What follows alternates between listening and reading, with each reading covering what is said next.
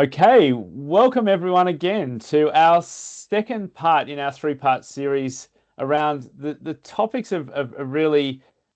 We started off last podcast this provocative title of "We're a charity, but we can't afford not to do it," and we delved into a lot of the board and executives discussions around mindsets and really leading towards being a real purpose-led organization.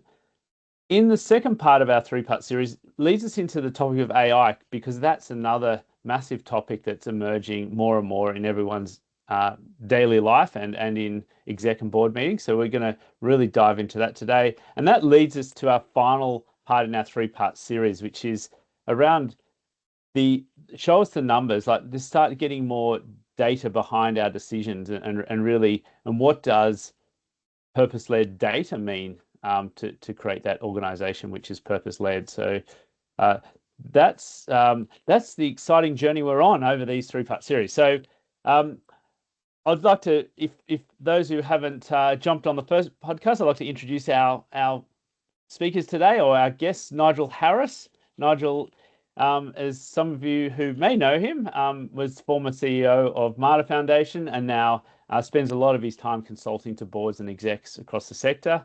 And my co-host, Michael Mocatta, if you know, who's been long-term in the data sector. He's our strategic solutions director and also written a couple of books in recent times around this topic. In fact, one specifically on AI. So heaps of deep knowledge to share on this topic today. So our heading for today is AI. Is it a toy for the tech heads, or is it your next best fundraiser? And hopefully by the end of our podcast today, we get to the answer to that. And I'm hoping it's the latter. I'm hoping that AI becomes your next best fundraiser. For my mind on this topic, it's really been, and at Marketsoft, we've really been adapting AI into almost everything we do these days. And really that journey started around 2 years ago.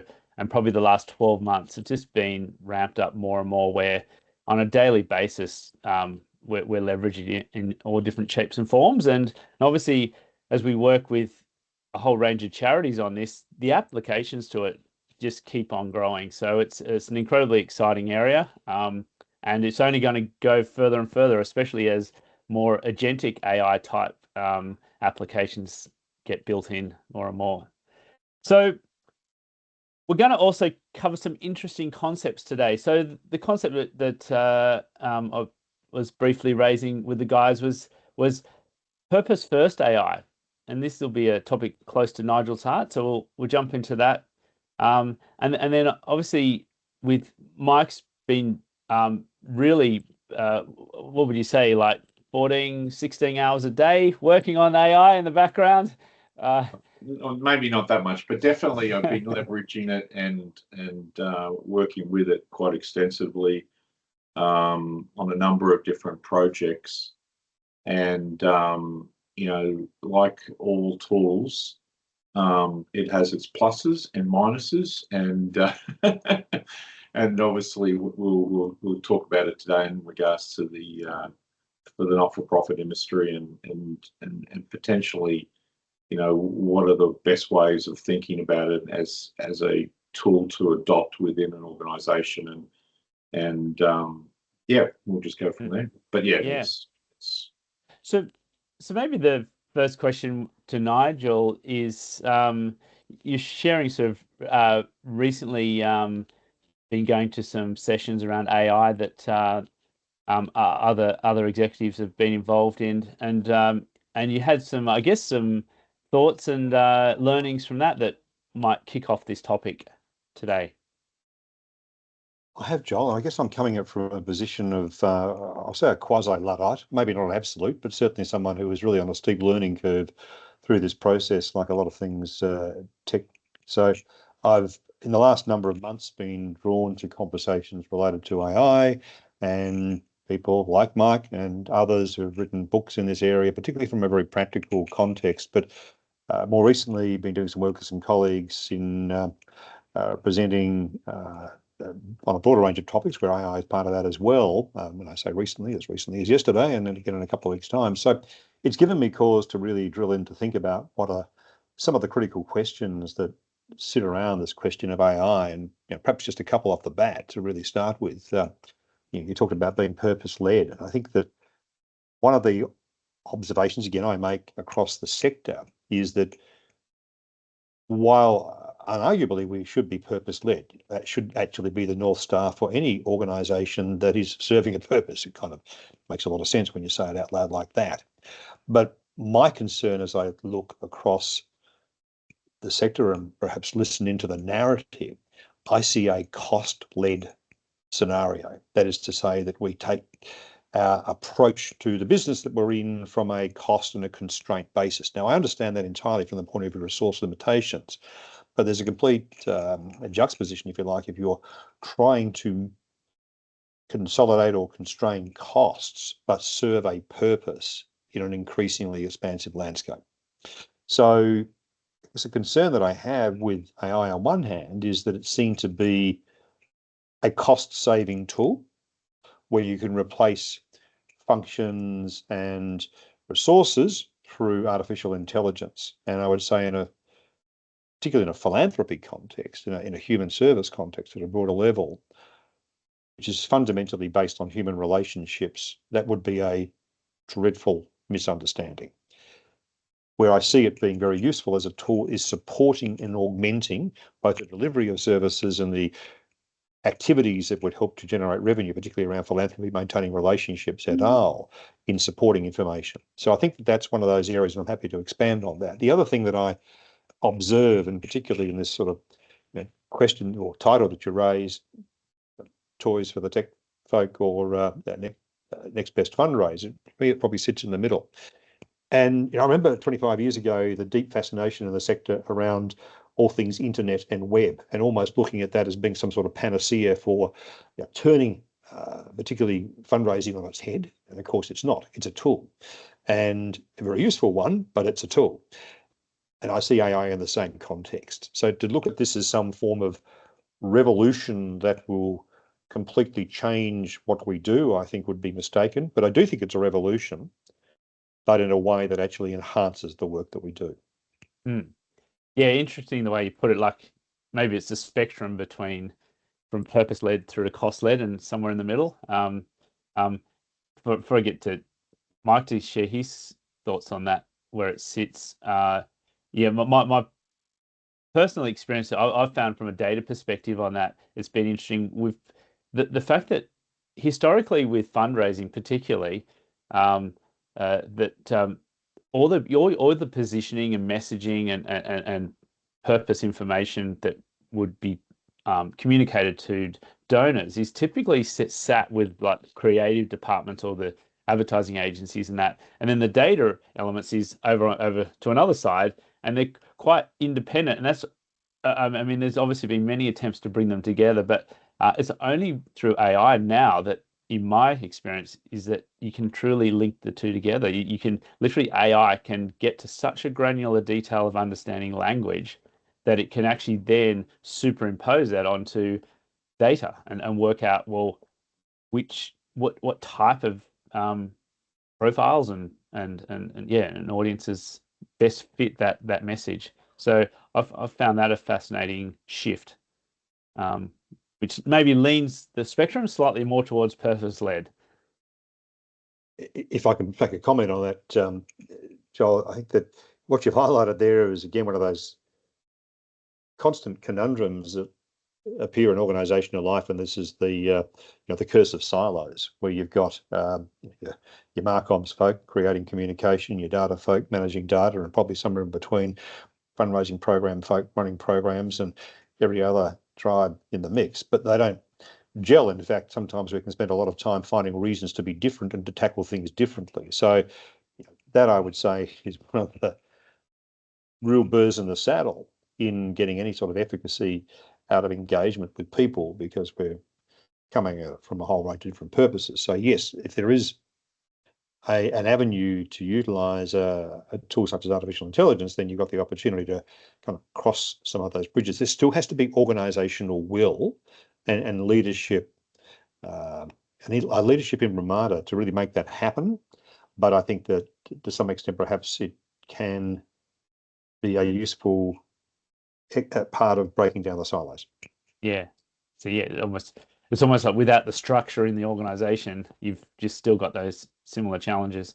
Yep. Yeah. Yeah. I mean, it's the reality of it is that, yes, Nigel sort of alluded to, it's a tool, right? So, and the tool itself is not going to break down the barriers.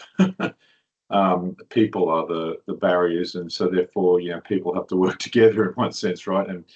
And sort of be able to come up with a framework where they have an overall understanding of how these sort of tools need to be used within the organisation and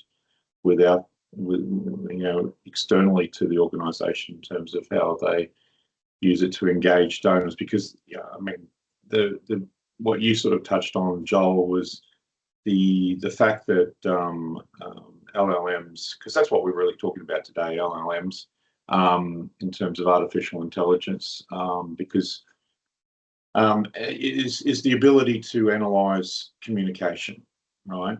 And to be able to also generate communication or help people generate communication to deepen relationships and understand donor sentiment and other interactions more rapidly over a large number of communications. So for a large charity that's communicating with its donor base through multiple platforms with multiple messages out there, this is where the LLM can come in and actually help improve that communication and also monitor the incoming communication. For a smaller charity where there's not a large amount of communication going backwards and forwards, where people can actually personally engage the donors. And I know a number of charities in this particular space, and they have very good relationships with their donors. They ring them up personally. They talk to them, and they're able to obviously have a great exchange in terms of philanthropy. But I think this is where these sort of tools sort of come into effect, is where it's for the larger or medium to larger organisations. If we're just talking about powering communications and so on. Obviously, there's a lot of other things that we can do in this particular space, and it is changing. But I think there's for the not-for-profit industry, it's obviously it's going to be a bit of a learning curve in terms of how best to use these sort of tools. So, what sort of areas, Nigel, from the discussions that you've had, do you see charities sort of adopting early in this game? Yeah, I think that there's a couple of fronts here, and I alluded to those my earlier remarks, both in service provision, and I'll come back to that. But I think certainly in the domain of particularly philanthropy, particularly where you have relationship-driven approaches to engaging people giving, and you have them across different modalities of engagement, so different fundraising programs. I think your point about that communication tool, there's probably a couple of elements there. One is really how communication is constructed and what is generated that is both relevant to the purpose that's being served and the audience that's being communicated with, but continues to engage people in an appropriate fashion. I think the other is particularly important is keeping information to enable engagement with supporters to be on point and relevant to them. And I think that's a big area to consider as well. So it sits alongside of that. Well, it's very much part of that communication piece, but it's really supporting communication. So here what I'm talking about is managing information around donors and supporters so that as I'm continuing to maintain a relationship in whatever context, I can be sure that I'm tailoring my engagement in a fit for purpose fashion. I don't have to go trawling through different records, perhaps running through multiple donor records or files where we've created several accounts that keep the same record, or rely on information that may or may not have been transcribed appropriately, but also just being able to access things that are pertinent. And it's not about cheating or cribbing on a relationship. It's simply being able to get information that circumvents both memory and records. I think the other thing that's really important, and you touched on this notion of larger and mid-sized and smaller organisations, and this is true across all organisations, because you've got, this capacity pyramid as well that's a reality, but it's the continuum of relationships. So in many, many cases, probably most cases, the supporters of a cause and an organisation are likely to be there longer than the staff and governance leadership. So they're likely to have an experience through the transition of people in that organisation. So if you're able to use tools to capture and access information that helps continue that authentic familiarity with people, I think it's another area of opportunity. I mean, donors talk about this all the time. We love dealing with this organisation, but every time we talk to them, there's someone new we're talking to. They don't seem to know me. They don't know my story. This is a way that you can address that. So I think that it's thinking about, what are those challenges? Another one that I hear a lot from folks in market, particularly in relationship management roles. Oh, I love talking to people who support us, but I really hate all the administration work I've got to do. Well, that's part of the job. And you've got to be able to keep records and maintain a pertinent record, both for measurement and for progression of activity. So again, I think AI plays a really important role there.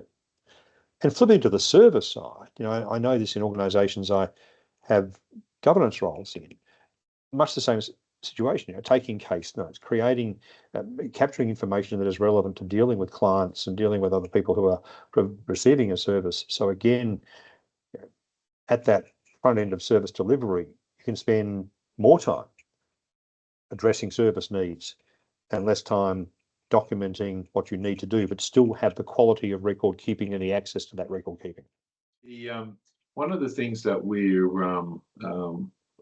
looking at is to help a particular government agency with incoming calls, so that the AI agent effectively be listening to the call and capturing key details off the call to speed up the paperwork effectively, right? And so, and it's a specific type of call that's coming in, right?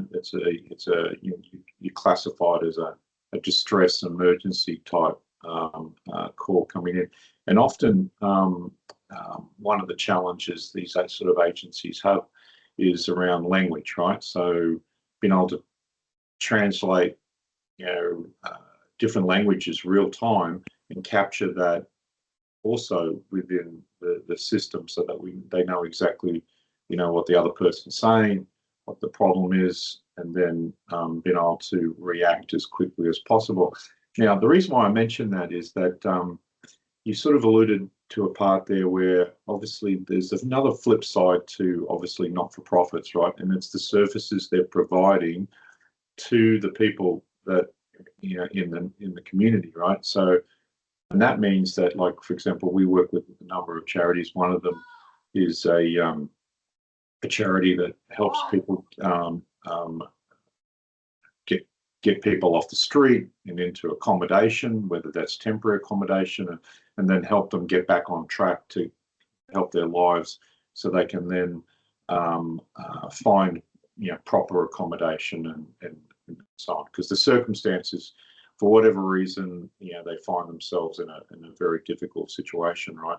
But to be able to, obviously they're going to be, an organisation of that type will be obviously having inundated sometimes with calls, and being able to capture that, respond to it, track it, manage it, and hence, also like, some of the other charities that are working in the health industry and so on, right, that are working with disabled people in the community, and they're talking, capturing information, and being able to manage that in a more effective sense.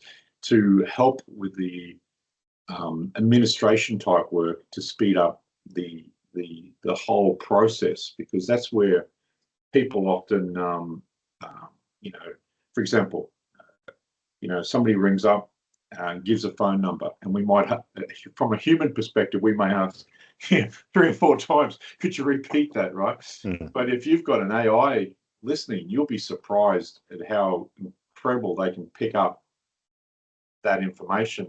And so then it's just a case of possibly just, you know, the AI has picked up the phone number and the address or the details, and all you are doing is repeating it back to them from a confirmation perspective. So there's a whole heap of purposes. Thinking about the purpose focus that we've touched on a few times already today, and one of them is how organisations use artificial intelligence to think about helping the clients they serve, be it social services, healthcare, etc., where there are complex support systems to navigate. So you know, here there's quite a lot where there might be a number of different services within service provision or across different service providers. And it is really challenging for people to be able to find their way to the different supports they need. So yes, organisations can help with them on that, but I think that that's certainly assisted by the provision of information through artificial intelligence creates access and supply of information that helps organisations help their clients in a more holistic fashion. I think the other thing, and it's something that you were touching on earlier, Mark, in terms of the triaging of phone calls and the getting of information. So often when people are accessing human services, again, in different contexts, there is a level of stress, there's a level of challenge around it. So to be able to have information at your hand that reassures people that you know who they are, you know the situations that they have previously identified in getting services, they're not strangers, and you can have a continuum of service support for people, I think is a really important element that is certainly enhanced. And again, you know, that provision of services, the same sort of constraint challenges apply. So you know, I think there's a really big uplift that is achievable in service provision, as well as funding the provision of services through philanthropy et al. Yeah, I think I think the question for all of us, and I think we're all on the same page on this one, is that, and this is for the industry, is that I would say our advice to the industry is to use AI as a tool to enhance your relationships, but through human relationships, right? So, and so help you use the tool to help your people who are directly interacting with both your donors and the people you're helping, rather than using AI to replace those people, because the danger is that something could go rogue, and people can think, well, this is a highly intelligent marketing automation tool or application, and there are let's say times when you can use elements of that, but I think that if charities went down that path of using this as a way of fully automating all of their marketing communications without a true, genuine interaction, I think it will devalue the message long term. This is my greatest fear in market, Mark. You've really hit the nail on the head, because I've seen this for decades, this obsession with cost. And I'm not saying it's a bad thing to be managing your cost base, but I think, my observation at least, it's without consideration of where those costs lead. So rather than thinking about it from a cost constraint, I'm seeing it as from a value creation construct, where you can think about using these tools to actually enhance the value proposition of those resources that you need. And in the non-profit sector, in charities, it's people. It's always people. When we think about the factors of production, land, labour, capital, enterprise, you've really only got labour at your disposal in terms of how you navigate the delivery of services and the funding of those services. So it would be parlous to the extreme to think you can use AI to circumvent some of those necessary human elements. And believe me, from a market point of view, from a funding point of view, people would turn off you in droves. And from a service provision, I'm not sure you'd be very effective. However, as you've already said, thinking about this as a tool to enhance what people, labour, can do for you in providing and funding services makes great sense. Yep. Yep. I guess to wrap up a little bit, or getting close to wrapping up our podcast today, one of the final thoughts I wanted to ask both of you is around this AI and privacy conversation that pops up quite commonly at, I'm sure, boards and exec level discussions. Yes. So where do you think is that worry real, or is it more just misunderstood? Yeah, from my perspective, sorry, I'll let you go. No, jump in, Mike, please, Joe. I was going to say, I think it's a little bit more misunderstood, right? But it's like anything, you need to have a good understanding of the type of tool that you're using. So in the case of AI, right, when we're dealing with an LLM, right, it's already pre-built when you're using it, right? So it's not, absorbing any real new information when you're presenting it, information. It's already built, and it's just regurgitating information. So if you're sharing information with it, you just have to be mindful of the wrapper around that, right? So it's no different to you, in my mind, uploading information into a cloud-based technology. It's just that you need to have, you need to make sure that the type of cloud-based technology that you're uploading your information into is robust and so on. So, and then from a so when we're dealing with privacy and compliance and where information is allowed to go and where it needs to reside, you just need to apply the same rigor as any other cloud-based technology, because there are going to be some AIs out there that I wouldn't trust, and there's some I will, right? So it's just going to be based on you're thinking of it in I suppose in those terms. You need to apply the same rules that you would with any application. Just think of it as an application. And I think just picking up particularly that last comment in terms of what you would trust and what you wouldn't, again, I'm hearing this in the sector and beyond in terms of voices I trust in this regard. And I think there is a propensity for organisations to seek to do things on the cheap. So let's go for this cheaper version, or one thing, whatever, it doesn't cost us any money, or over time a free version. As often we've sort of find organisations going down the path of doing something for nothing, and the old adage, you pay nothing and you get nothing in return. But I think it's a really, really risky play, because the privacy question is absolutely real and the risk is real there, and it continues to be escalated.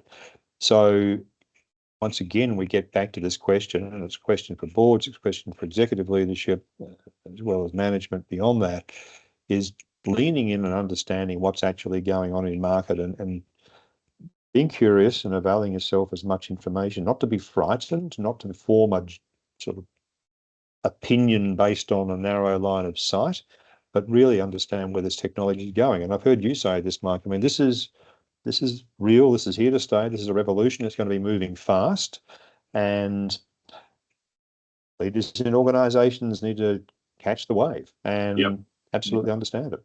Yeah, that's right. I mean, it's definitely moving fast, and I would be almost suggesting, based on my observation over the last 6 months, that organisations will have to start thinking about having almost like an AI expert or an AI officer or somebody of that nature within their organisation that is able to guide the organisation or collate all the AI activities in a way, and then think about, well, what sort of framework and rigor do we need to have over this tool, and be able to put the guidelines out.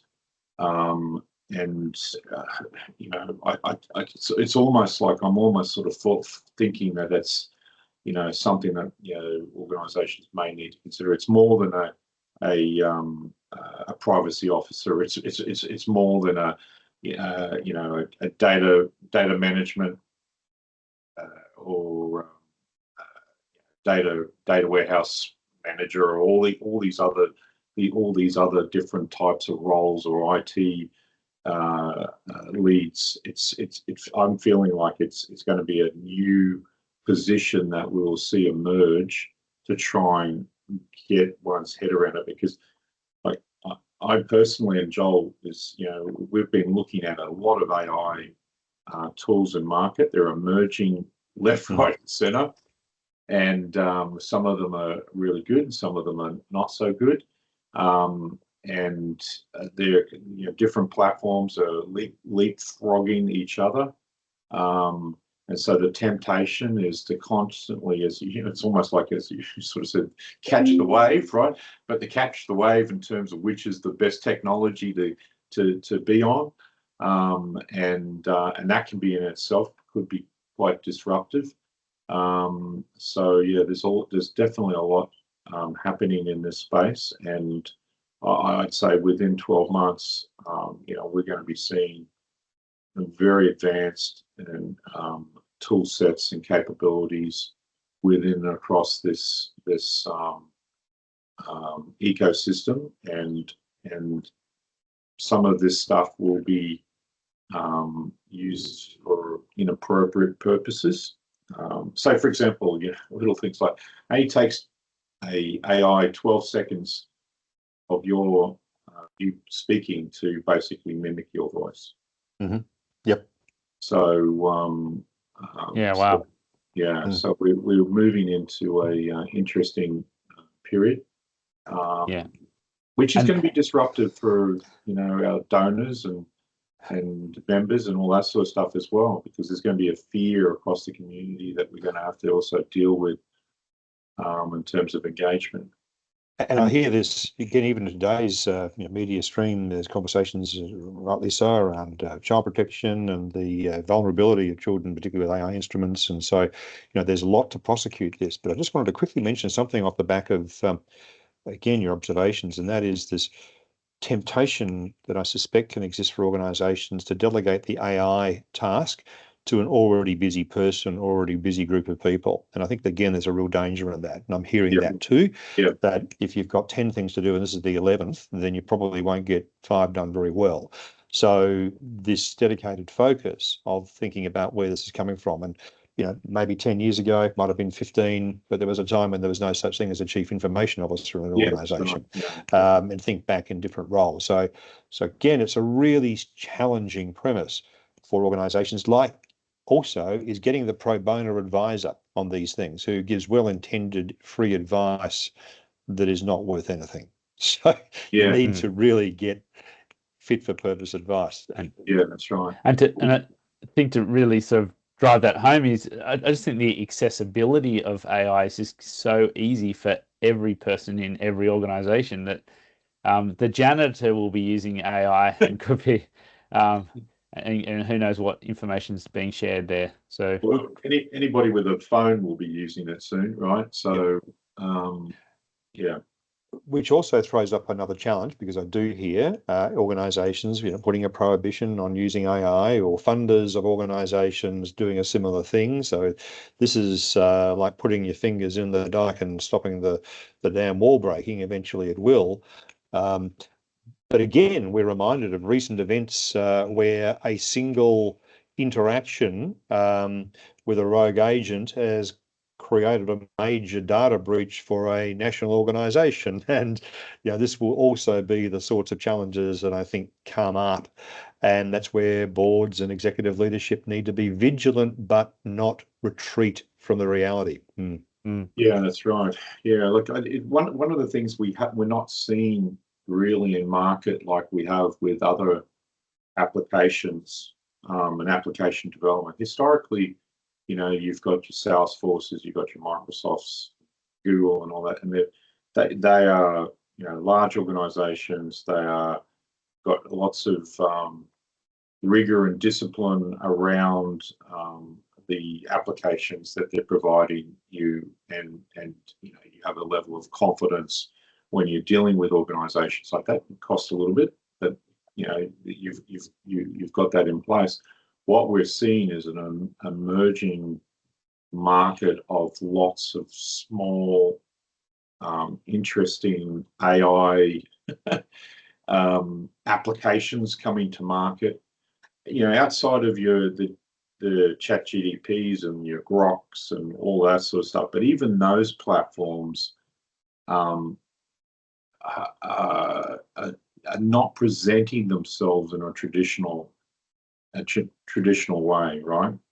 And case in point, if you wanted Microsoft Office, you'd have to go and buy it or license it, install it, use it, register, and all this sort of stuff. ChatGDP, you're effectively, you can just get access to it relatively quickly. Okay, you can pay your monthly US subscription to give you more power and so on, but there's a different mindset and a different way where this technology is being delivered, and it's very disruptive, but at the same time, it can present risks to organisations if they don't have the disciplines in place.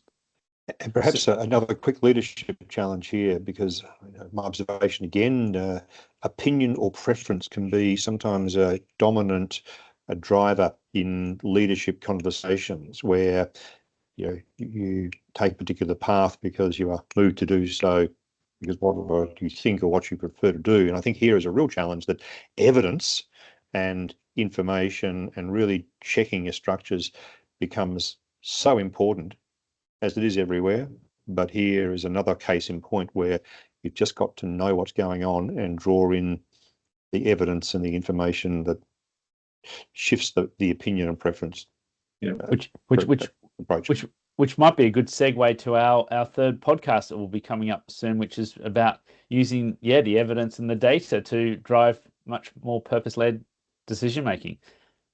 So I feel like today we've covered an immense amount of individual thoughts and topics, and really, so it's going to be a challenge to ask both of you to try and string up your summary thoughts on this topic in a moment.